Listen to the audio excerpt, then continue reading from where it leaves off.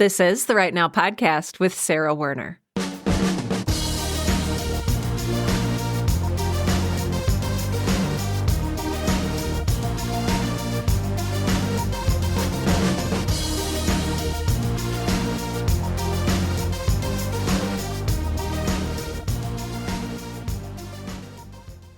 Hey friends, welcome to the show. I am so glad that you are here listening and hanging out with us. I am here with my very, very good friend, Kate Brauning, who I've just realized I've been pronouncing her name wrong for years and years. And so, it's the little things. It's the little things. I'm going to let you know a little bit about Kate, and then I'm going to let her talk a little bit about herself. Kate Brauning is a developmental editor at Dovetail Fiction, the YA branch of the powerhouse book packager Working Partners. Kate is also an author of young adult thrillers with a twist of the unusual, including How We Fall, the short story Godzilla Girls, and a brand new book that we are going to talk about very, very shortly. Kate also runs the Breakthrough Writers Boot Camp, which is a professional development program for career fiction authors. I'm going to make sure to include a link to Kate's program. I am a proud member of the Breakthrough Writers Boot Camp, so we'll make sure that you have an opportunity to check that out and see if it's the right fit for you. At the end of this episode, there will be links in the show notes as usual. As a child, Kate spent a lot of her time at the local library, wandering the shelves and discovering all sorts of stories about all kinds of people. An incurable love for seeing real life through the pages of a book drew her to writing fiction, and at 15, she decided she wanted someone to find her own books by searching through the shelves of a library. And Kate has been writing ever since. Hello and welcome, my friends, to the show. Hi, Sarah. I'm such a fan of your podcast and your coaching and just you as a person, so it's an honor to be here. Oh my gosh. This is going to be so much fun. I'm so excited to talk to you finally on this show. Thank you for those kind words. I would love to hear, is there anything else that I needed to add in your introduction that you'd like to share with us, either about yourself as a person, as a writer, as a creator in general? Anything else that we should know about you before we dive in? I think I was not really sure where I wanted my life to go when I was in college. I had an English literature degree and didn't necessarily, I didn't want to teach high school, but I think through just a winding career path, discovered that what I really love is story itself. And that led me to teaching and also to working on other people's books, working on my own books. So it's really just this incurable love of story, I think, that's shown up in just so many areas of my life that I kind of feel like my whole life revolves around story right now. I love that. I feel like all of our lives do, don't we? In a way. Fantastic. I also had that English degree, not sure what I wanted to do with it, and ended up writing and podcasting and doing marketing. And I think we end up doing all sorts of different things. How did you sort of make the transition into becoming a very, very successful writer, teacher, book editor?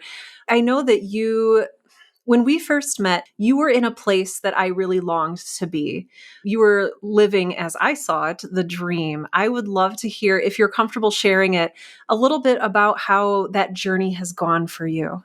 Yeah, absolutely. I'd written ever since I was a child. My first book, I put stickers in because I didn't know how to spell the nouns and verbs. So I used my giant sticker pad as a spelling aid, really, but it was just a fun thing I kept for myself my whole childhood. I didn't know you could have a job doing it. And then I figured that out in college.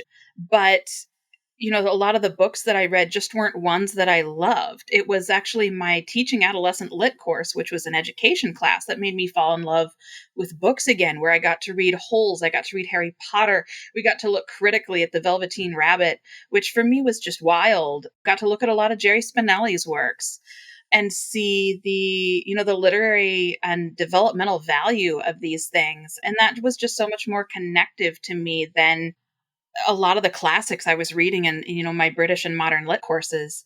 And that just really kickstarted that childhood desire I had for writing again. And I started writing fiction, not until after college, and started doing some research because I realized, this was a job. I did still love it. I could do it for me, but I could also do it for a job. And so I started looking into how that would look and discovered the publishing industry is so competitive. You can't just write a good book. You have to write a great book, and you have to have the connections, and you have to have the discipline, and you have to have money and resources, which, a lot of people do not have. And I did not have at the time either. So I decided if I was going to have this be a career, I needed to get to know the industry. So I sent out a bunch of applications, got a lot of rejections, and eventually ended up interning with a publishing house and then a literary agency and then another publishing house. And then I got an assistantship in editorial at a small publishing house and then moved to associate and then acquiring editing at a larger publishing house. So I really just was determined to work on the other side of the desk and figure out how the not only the sales side of the industry, the reader facing side worked, but also how books got to readers and who was getting them there and why were they picking this book over that book. And discovered along the way that editing is not only something I'm good at, but it's something I really enjoy. And that's kind of where the teacher in me shows up. I love that. I love that. And thank you for telling us about all of those steps. I think a lot of us think like, oh, it's, I work hard, I quit my day job, I look for publishing jobs maybe, and I land one and that's it forever. And it sounds like you really had to iterate and go through a lot of different steps and a lot of different positions and really kind of work your way up to get there. You talked a little bit about your editing experience using your teaching skills. Tell us a little bit about how this editing experience affected you as a writer, or maybe changed you as a writer, or developed you as a writer. Let us know all of the things. Yeah, absolutely. And I think that's such an interesting thing to talk about because they hold hands, but neither one of them can really do the job of the other. At the same time, I was editing USA Today best-selling books and the Kirkus Indie Book of the Month and, all these books getting critical acclaim. It was an entirely different journey from the ground up as a writer. So in some areas, I felt like an accomplished professional as an editor, but a baby author on the other side. And there were so many steps along the way involved in becoming an author as well that I think a lot of people don't necessarily know are involved. I had to query two separate books before I signed with my first agent. And we sold that book immediately, just about in 6 weeks, which is very fast submission time with my agent. But then went on to not sell the next two books. And I ended up having to part ways with that agent, which felt like starting all over. She was the perfect advocate for my early career in that first book. But, as my writing changed and I changed as a writer, I needed a new fit. And it took quite some time for me to write a fourth novel that, hadn't been out on submission and that was right for the current market and that showcased the skills I had built and to sign with a brand new agent. And then, of course, we went out on submission with that book and it too sold pretty quickly. So the waiting periods really were in the writing time and in the re-signing with an agent, finding the right fit, deciding where I wanted my career to go. So waiting shows up all over publishing and these, steps, this, snowball of the writing career, proceeds at different paces, in all these different timelines. But I think really what helped me as an editor was seeing the author side of my career happening across the other side of the desk, knowing what my clients were going through when it came to signing with an agent, waiting for a publishing deal, helps me be more responsive as an editor. And then knowing as an author, all the decisions made at the sales desk, at the acquisitions desk, from the perspective of the publicist, help me shape the types of stories I would pick to write, or even just the angle on those stories I would take so that I could take a more informed approach as I concepted the story. And then also it just helps with the waiting, knowing what might be going on, not necessarily taking it as I'm not a good writer, that's why the book got rejected. It could simply be they had a competing title on their list, some things like that. So the business angle of it really helps me as an author to know those things that I learned as an editor as well. Oh my gosh, and that's something that a lot of the people who listen to this show are maybe new writers or people who are looking to maybe start looking for an agent or to, maybe even send out their first novel or even finish their first novel. And so to someone like that, what kind of advice would you give? Even just, I love what you said about being patient. And again, that's a perspective that a lot of new writers wouldn't have. What would you advise new writers? In what way would you advise them? That was a terribly worded question, but I hope you got the gist of it. Okay. Yeah, absolutely. I think the first thing is to realize that what you're participating in here, if you want to write as a career, if you want to write story for other people to experience, not just for yourself or for catharsis, if you want to write professionally, you're really participating in an Olympic career. This will ask more of you than other careers. You have to be very disciplined, you have to be very passionate, and don't get frustrated or think that you can't make the cut if it's harder than you think it will be at the start, because you are participating in a very competitive field. It's not enough to just be, good. There's other things involved.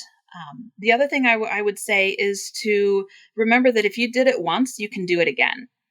If you wrote one book, you can write another book. If you wrote one chapter, you can write another chapter. If you wrote a great line, but this revision just doesn't support that line, rather than shaping your revision around the moment you want to keep, realize you can nail that moment or a similar moment again. So let that help you be brave and persistent and kind of revolutionary in your process as you write. And also, like me, if you signed with one agent and it wasn't the right fit, you can do it again. I love that advice. I love that advice. I think a lot of us writers and creators really struggle with a lot of fear and with a lot of scarcity. Like, I'm never going to have a good idea like this again. Like, a lot of us believe that, and you can't afford to. Like you were just saying, if you have one good idea, there are more good ideas where that came from. If you write one paragraph, there's more paragraphs in there. I love that. Thank you. Thank you for saying that. Is there anything like completely unexpected or that people outside of the industry might find unexpected about this whole process? I think one thing that might be unexpected is just how long it takes for the development of a book. For you to write the book, authors may take anywhere from a few months to several years. And then querying can take anywhere from a few weeks to a couple years. And then the acquisitions process can take months or years. And then usually you're looking at, depending on which arena you're publishing, a year to even 2.5 years from the time you get a contract offer to when the book hits shelves. So, just expect a long lens, which is good. If this is going to be your career, you have that time. And that will help you stay focused during all that waiting process on your next project. More like philosophically or encouragement focused, I think that would be unexpected is that I feel like a lot of writers, and I myself, when I first started out, thought I had to be like other authors that I read. I needed to be the next John Green or something like that. And really, the industry loves those authors who are out there already, but we don't need another John Green. We need your voice. And every author who has the passion and the creativity to write a book has something inside themselves that readers need. There are readers who are going to connect only to your voice or primarily or especially to your voice. So don't try to be the next, Judy Blume. Develop your voice, be yourself, because that's the one we need to see. That is tasty good advice, and I absolutely love that so much. Gosh, Kate, thank you. I have so many more things to ask you. Did you ever have a point in your life where you were trying to juggle writing or editing with something else? And did you ever have to really try hard to prioritize your own work, or what did that shuffle ever look like for you? I feel like I'm constantly going through that shuffle. It's an endless process. We've moved several times in the last couple years. We've gotten a new puppy. We've had family and life changes. We've been ill. We've had, tons of travel involved and promotions or changes at work. And unless you're one of the lucky few in career publishing where the books you write pay all of your bills and allow you to save for retirement and all the vacations you want and everything, most of us are working at least one other job. And so there's always that shuffle. I have really struggled to prioritize my writing. Sometimes it feels like the first thing to go or the easy thing to cut. And, there has been times when that has been true and that has, needed to be the case. And I've had to set aside my writing for weeks or even months at a time. The difficult thing is to make sure you come back to it. Not everyone is privileged enough to have daily or weekly or even monthly writing time. That doesn't mean you're not a writer. If you write, you are a writer. That is the only qualification. And it is important to develop that consistency because otherwise books don't get written. They're long, long things. And so that discipline and commitment and consistency is important, but it's also important to realize you can't burn the candle at both ends for forever. So there is a shuffle and a balance that's right for each individual writer, and there's also seasons to it. The past year, I have not written as much as I wanted to, but I've written more than I thought I would, and I'm happy with that. Thank you for saying that. I know that so many of us who grew up dreaming of being writers or who recently developed the writing bug, wherever you land on that spectrum, we think that, like, oh, if I can finish a book and sell it, then I'm set. But I love that you brought up this point that so many writers, most writers, in fact, don't write full time as their day job. So for you, in order to make that work, you also do editing and you also have the Breakthrough Writers Boot Camp. Can you tell us a little bit about, like, what is a writing boot camp and what does it even look like? Yeah, absolutely. So, the Breakthrough Writers Bootcamp is an effort I'm really proud of. It's a professional development program for career fiction writers. You don't have to be at any particular stage to join. You just have to have the skills necessary to really engage with the content that we're going through in the program. So, I started it because there really aren't that many programs out there for authors who have maybe been around the block in some way with their writing. They know what they're doing, they know what they want, but they can't go back to school for an MFA or don't want to. And a lot of MFAs do not specialize in modern market fiction the way career authors really want to dig in and learn. So there's just not that much out there that can teach you as a writer the ins and outs of how the industry functions, what to look for in an agent, not just at the blog post, 5 signs of a good or bad agent level, but at the, okay, so what do they need to be doing with a contract? What should I look out for? What does an option clause mean? And then at the craft level, not just what's publishable quality, but what's the missing ingredient that is going to make this book a breakout book? And how do we cultivate that in a way that's true to your voice? So the content I work through in the program is both craft centered and business centered. And we go through some of those things that don't necessarily get taught to writers because publishing is such an insider industry. And so much of that knowledge stays on the other side of the desk from authors. Yeah.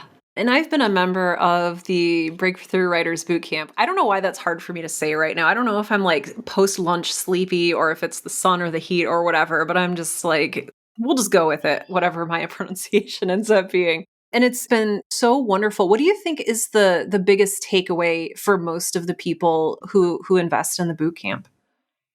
I think access is a big takeaway. Getting to hear professionals, I've had guest speakers, everything, from screenwriters to agents to editors and publicists come in and talk about the things people don't know about their jobs.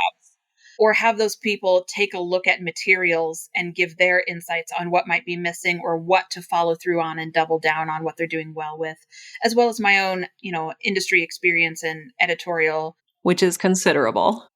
Well, thank you. That's really good to hear. So I think access to those resources and that knowledge is a big thing. I think the other thing really is the focus often gets missed when we're writing on the reader, the focus on the reader. Ooh, tell me more. Yeah, tell me. Sorry, I interrupted you, but tell us more about that. Yeah. So I think one of the ingredients of a book that can land a contract, or if you're working in indie publishing, really can resonate with readers enough to do, what you want it to as an indie author, is a focus on the reader's emotional experience. So often as writers, we're focused on our emotional experience of writing or the character's emotional experience. And those are important lenses to view the story through, what it means to us, what it means to the character, the loss or grief or betrayal or friendship that we are forming with that character. But you have to flip that coin around, I think, and really focus on what the reader is going to be experiencing as they read. And that's such an important lens because that is really the attachment ingredient that is going to make that reader fall in love with your book and make them use that word of mouth. It's the most powerful publicity tool we have as writers is the word of mouth of our readers. So when you focus on what experience you want to deliver to the reader and how to develop that, really it's psychology in action, right? Psychology through art. that allows us to connect with a reader that way and really move them and then enable them through that to go spread the word. Love that. Like, if this is something that is completely blowing our minds right now, and I think it is for me as well, where would you even start with that? Do you start by like sketching out an arc of how the reader goes through your book, or where would you even start doing that? I would think the first thing to do is to think about your favorite books and think about the emotional experience that it gave you. For example, when I think about the Harry Potter series, there's a number of emotional experiences there because it's expansive, it's a whole series. But primarily, the emotional experience that and I think a lot of readers have, is one of loneliness and friendship. Those two emotions, experiences, loss and friendship, loneliness and community, really define the whole arc of the series. And they define Harry's experience. And it's the thing that the reader walks through, to a point of catharsis along with the characters. And so a lot of the character arcs, the plot points, the characters themselves are built to examine various points of that experience all along the way. So I would say the first thing is look at your favorite books. Even look at The Velveteen Rabbit. Again, that like those sorts of stories resonate with me so strongly because that's a story of loneliness to friendship. That's a story of, loss to community. And I think it says a lot about the reader you're trying to reach if those are the primary experiences that they're attaching to. So it's a good thing to know what type of reader you're wanting to reach with these experiences. So think about your favorite books and what emotional experiences they provided you. And then go read The Emotional Craft of Fiction by Donald Oh, Moss. I own that. You've read it? Well, I own it. It's one of those You books own it. that I own, and it's on my shelf, Oh, and I haven't read that's it. wonderful. Please read Okay. it. It breaks down this concept to really nuanced degree, and it's so approachable and so fun to read. And it's really, honestly, is that missing ingredient in so many writers, who really, they're wonderful writers, but something's not quite landing. To me, it's the difference between the response, I liked it and I loved it. And I was going to ask you, I was going to circle back earlier in our conversation. You had talked about the difference between writing a good book and a great book. And is that one of the large distinguishers you see there? I think really it is. It's the emotional connectiveness with the reader. It's the ability of the book to take on a life of its own in their own mind and heart, really. And that's that connectiveness at work there. The personal level that the story works on, how deeply you feel that loneliness of the Velveteen Rabbit, how wildly you felt the magic in where the wild things are. I love that. And that's really, I think, the thing that can make a book a classic and be bigger than its genre, bigger than the one story, and become personal to the reader. The other thing, I think, really is the concept of a hook. Do go on. So I would love to go on. I am all about hooks. So people define this, it's not a scientific word. People define it differently. But really, I think it's the word of mouth appeal of a story. Usually it can be the X meets Y, Stranger Things meets Breaking Bad quality of a story, really. But it really like comes down to the pitchability of a story in one line and how interesting that is. Sometimes it's called the commercial nature of a book. Sometimes it's just that really fascinating factor in a story that makes you say, "Oh, I have to know more." And that can be the difference between a good book and a great book because it can be the thing that makes the reader pick up a book. The emotional experience would be what makes you, connect to it after it's open, but you're never going to connect to it if you don't open it to start with. So that hook really can make a huge difference in how commercial, how cinematic, how gripping the concept is as a hook can make a huge difference in a good versus a great book. For example, take Hamilton. There's a huge hook to that story. The tale of the forefathers rewritten to include and center marginalized people. That's an enormous hook that was personal and relevant to so many people and made them want to go see, go listen, pick up that story. So, oh my gosh, this is fantastic. And also, I'm remembering this is one of the very first things that I learned in the Breakthrough Writers Bootcamp was your amazing talk on building a hook. So, when we're talking about hooks, they're so crucial, they're so critical. Do you write them before you get the idea for a story? Do you write them during, while you're writing your novel? If I've already maybe written a novel, is it too late to write a hook? Tell us a little bit about how the hook works in the not only book writing process, but storytelling process. Yeah, absolutely. Hooks can function on a couple different levels. You can have hooks all through the story. For example, cozy mysteries often rely on fresh baked goods as a hook, right? Cupcakes, pies, pastries, tea in the afternoon. That's a hook. It's very comforting, it's very sensory. They're not always the part of the concept. And so a hook can be just something included in the story, like pets or the beach or airplanes, anything that's like fascinating or interesting to a group of people can be included and be a hook. But I think the most effective hooks when you're talking about a good versus great book or launching a career as a writer, forming a concept of a novel, is when the hook is the concept of the novel or involved in the concept of the novel. And there's a whole. Real quick, just so we have hook, we have concept, and I think we also have premise. Absolutely. So these are all terms that we're dealing with right now. And the hook is not the premise, and the concept can be the hook. Can you help us dig through and clarify these terms just a little bit? Yeah, I would love to. So a hook really is anything that's going to grab the reader's attention. It can be a subgenre, like a little kid murder mystery sleuth story. They have to figure out, how their favorite neighbor, across the street died. Was it murder or no? That subgenre can be a hook itself, or it can be something interesting in the novel, like cupcakes or airplanes. I think it's really effective when the hook is part of the premise or the concept of the story, and the premise or the concept really are just the baseline arc of the story, what it's about. So in Breaking Bad, it would be chemistry teacher sets out to make meth to pay for his cancer treatment. That would be the concept or the premise of the story. In The Velveteen Rabbit, it's the stuffed bunny gets given to a boy and slowly over time becomes real. So those are examples of premises, like the overarching concept of the story, the basic plot movement that is really fascinating and gripping to a certain group of people, a large group of people, if it's a commercial hook as a whole. So a stuffed bunny becoming real through love, a chemistry teacher who's kind of beaten down, downtrodden, lost his pride in life, having to become this drug kingpin in order to save his own life and his family from financial ruin. Those are very gripping, emotional, active hooks, and they're a hook because they make the reader say, I have to know more. Mm. Thank you for clarifying that. I really appreciate it.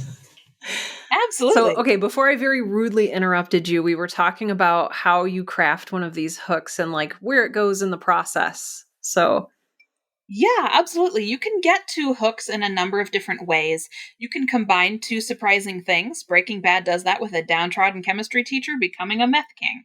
You could do that with an immigrant becoming a founding father of the country. Those are two disparate things that they combine in order to get the effect from the reader that says, oh, I've not seen that before. That's new. We've seen politicians, we've seen immigrants, we've seen stuffed bunnies, we've seen real bunnies. But when you have X becomes Y or X and Y together, that can become a hook. Breaking Bad has the additional hook of the really motivated professional scientific chemistry teacher combined with Jesse Pinkman's character, who's this very, very much a stoner kid who doesn't take anything seriously, lives life by the seat of his pants. He's the exact opposite of Walter. So Jesse and Walter's relationship, two completely disparate elements forced together, becomes a hook in the story. So you can combine two disparate things. That's also why cozy mysteries tend to work. Cupcakes and murder, right? Beaches and mysteries. That we put those two things together, they're automatically more interesting together than they are apart. A cupcake is not a story. A murder might be a story, but we've seen it before. But a cupcake murder, now that I want to know more about. I do too, immediately. You can also involve things we don't get to see much of in story. Darcy Woods does this in Summer of Supernovas, where she involves astrology in a young adult Oh. romance. through this connection to her mother, following these astrological charts to her true love. That's fresh and unique. And there's a section of readers out there who love to see astrology involved in a young adult romance. So you can take any of those things that you're interested in. Search and rescue stories have done this to great success. There's a category romances out there, or even police procedurals that use canine units, search and rescue dogs, those sorts of things. We don't get to see much of that in everyday life, and there's people who are interested in it. So you combine animals with the procedural elements of search and rescue, the danger, the thrill, the tap into our survival mechanisms, plus a little romance, and you have several hooks all there together that's going to make somebody go, okay, now that's how I want to spend my afternoon. Right. That book is for me. Oh my gosh. I would read the heck out of that, honestly. So, can you tell us a little bit? Am I allowed to talk about your new book? Oh, Okay. please do.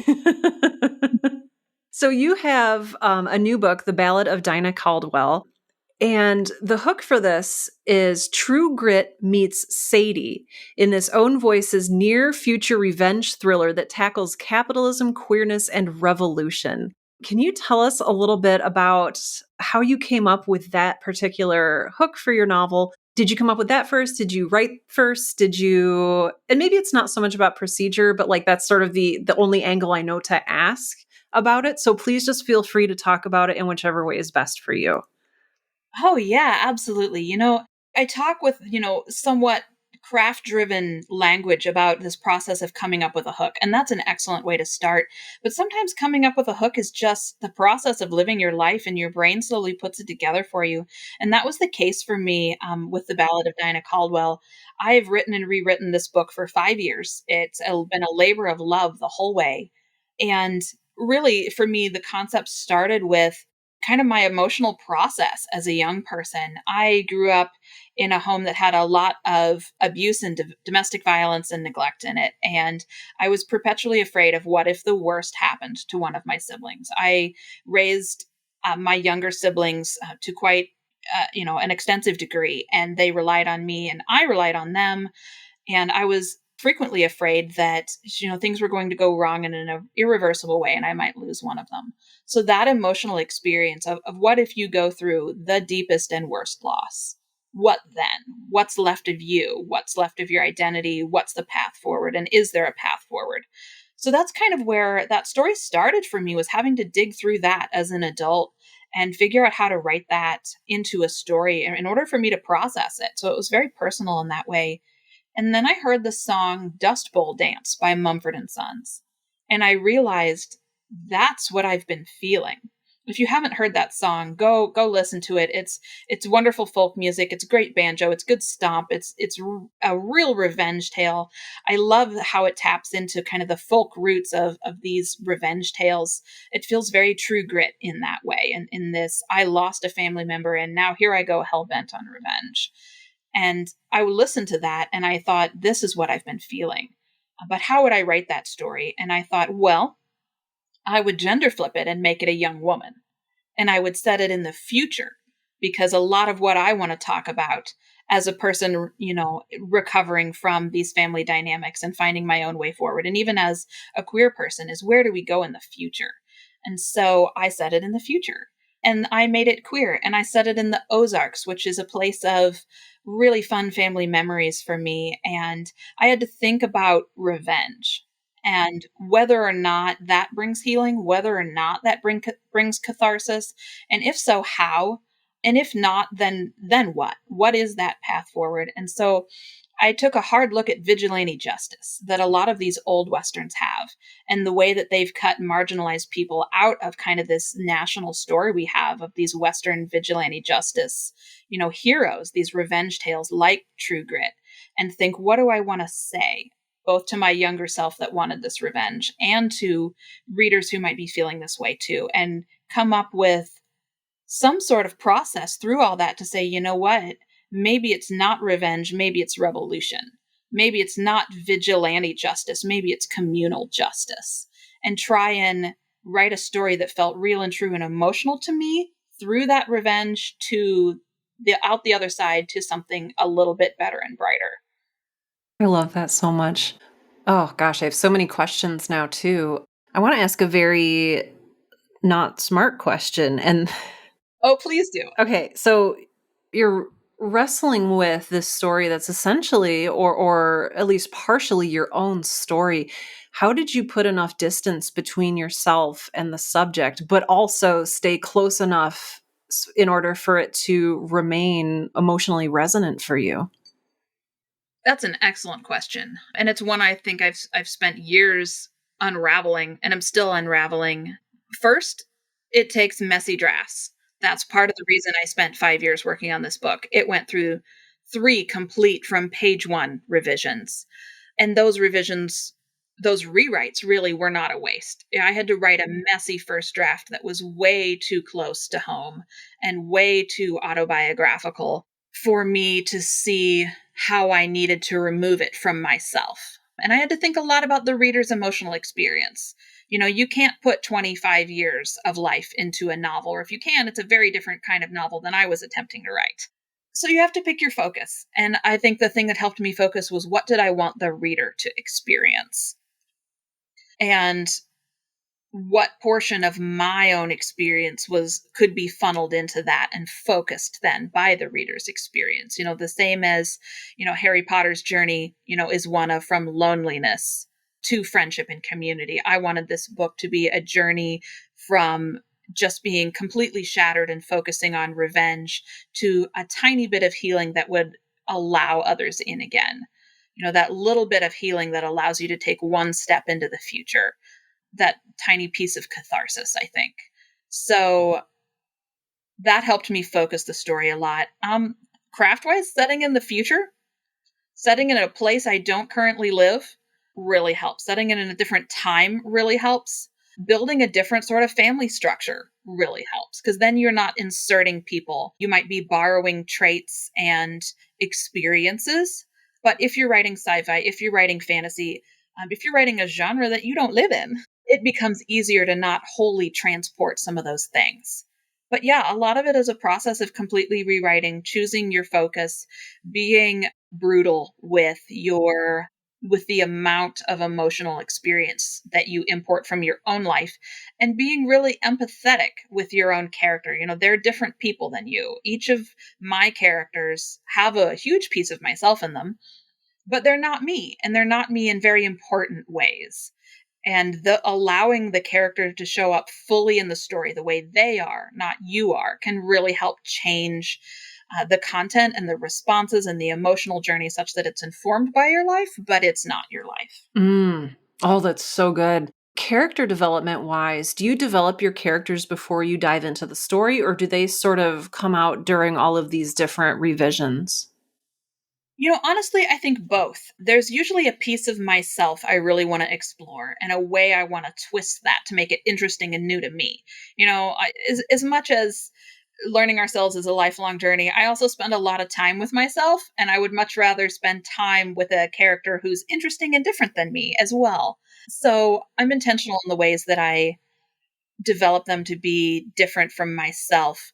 And doing that at the start can really help. But then also, I think learning how they respond, or really thinking more deeply and processing how they respond, is really helpful through the draft of a story. So I do start with a basic outline of who this person is, where they've been in life, what their attachment style is, what their personality type is, what their birth order and how that affects who they are as a person, their hopes and dreams and fears, the wound they're trying to overcome in life, or the fear and insecurity.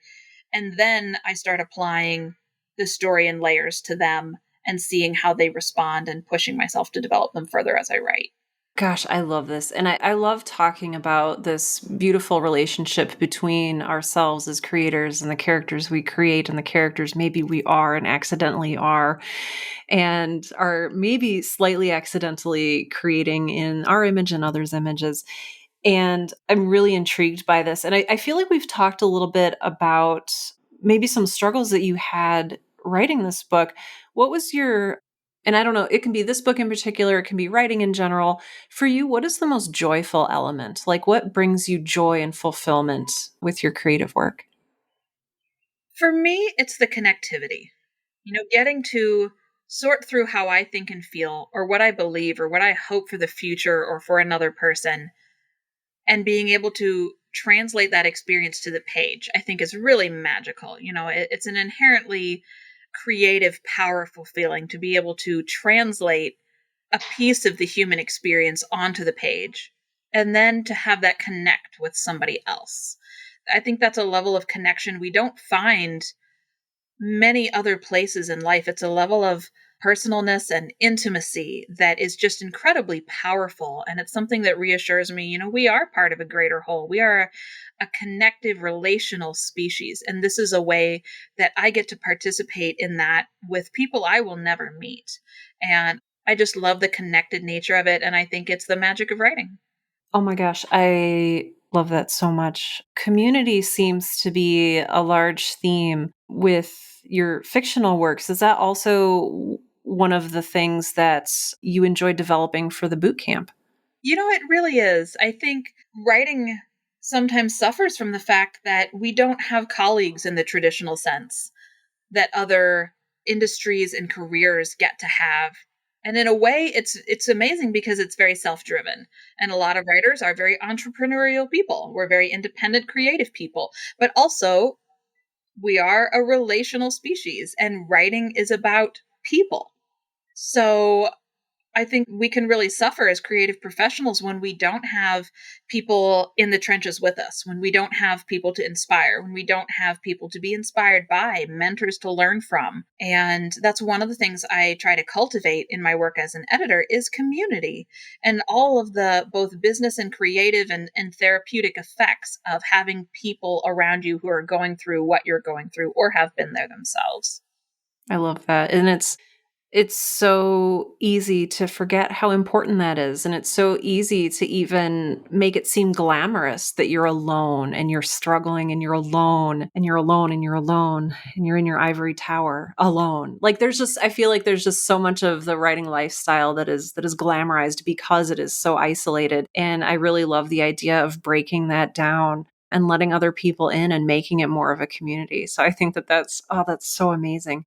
I'm really happy that I got to talk to you today about hooks and about emotional resonance. Like, these are such wonderful things. I will make sure to have a link to the book that you mentioned earlier that people need to read in the show notes. But I also would like to highlight your own amazing and incredible work. So, Kate, where can people find you online? Where can people purchase copies of The Ballad of Dinah Caldwell, Here We Fall, and any of your other works? Where can people sign up for the Breakthrough Writers Bootcamp? Where can we find you and how can we engage with and support you?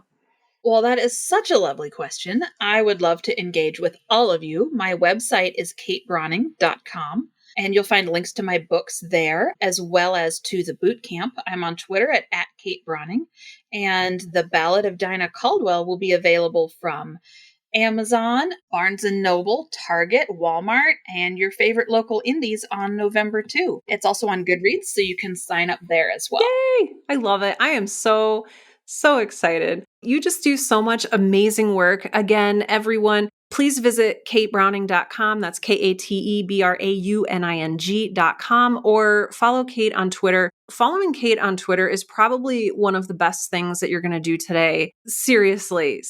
I learned, like, we're friends, but like, I learned so much from like creeping on your Twitter. So please do follow Kate on Twitter as well. Kate, we'll make sure to have links to your books and to you on Goodreads and to your website and to your Twitter and to the Breakthrough Writers Bootcamp and all of the good things right here in the show notes for today's episode. But for now, gosh, thank you. Thank you so much for talking with us today. Your time is so valuable. You are one of the people who has really helped me move forward in my career as a writer. And I am just so freaking grateful to you for that. So thank you for everything you do. Thank you for being here with us. I hope that you get to work with some of our listeners moving forward, but just thank you for being here. Well, thank you so much, Sarah. That's so sweet of you to say. It's just been an honor and a delight to chat with you and your listeners.